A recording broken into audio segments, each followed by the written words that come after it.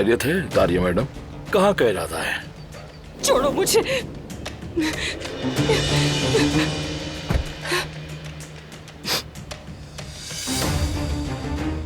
बारान, please मेरी बात सुनो।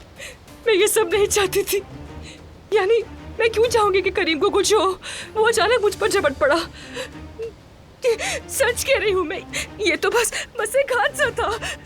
और करीम को इस हालत में देखकर डर गई थी मैं, इसलिए वहां से भाग गई। मैं बहुत शर्मिंदा हूँ बारान। वो कैसा है अब? बेहतर है? खबरदार जो आइंदा मेरे भाई का नाम भी लिया। वो कैसा है कैसा नहीं, ये हमारा मामला है। तुम अब जेल जाओगी। दिलान और करीम के साथ जो कुछ किया उसका हिसाब देने के लिए। नहीं, मैं जेल नहीं जा सकती। बारान प्लीज मुझे माफ कर दो। देखो, जब करीम होश में आएगा तो सब बता देगा, सच कह देगा। लेकिन मैं एक दिन भी वहां नहीं रह सकती हूँ। प्लीज। तुम रहोगी, बरसों वही रहोगी, दिन की रोशनी के लिए भी तरसोगी। ओकान को कॉल करो। नहीं नहीं। गाड़ी में बैठो, चलो।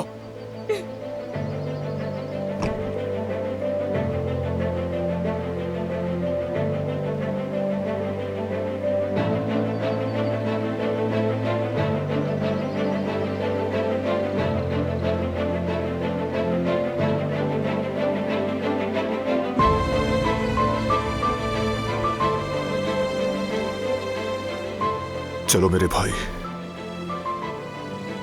अब तुम भी आंखें खोल दो ताकि तुम्हें ये खुशखबरी सुना सकूं।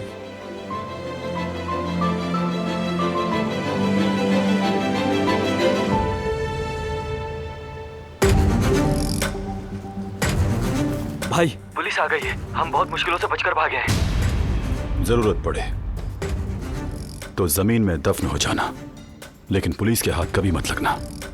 बात समझ गए? ठीक है भाई।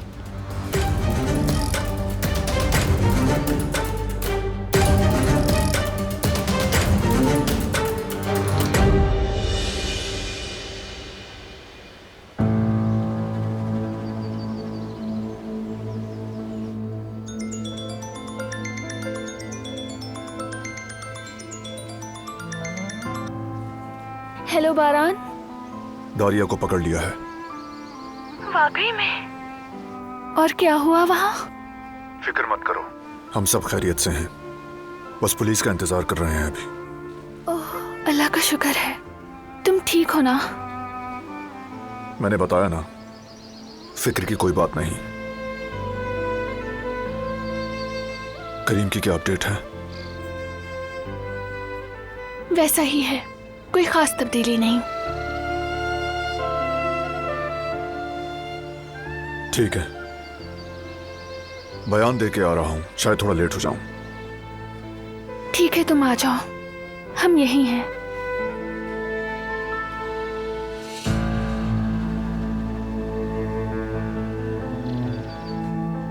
क्या कहा उसने? अच्छी खबर तो है ना?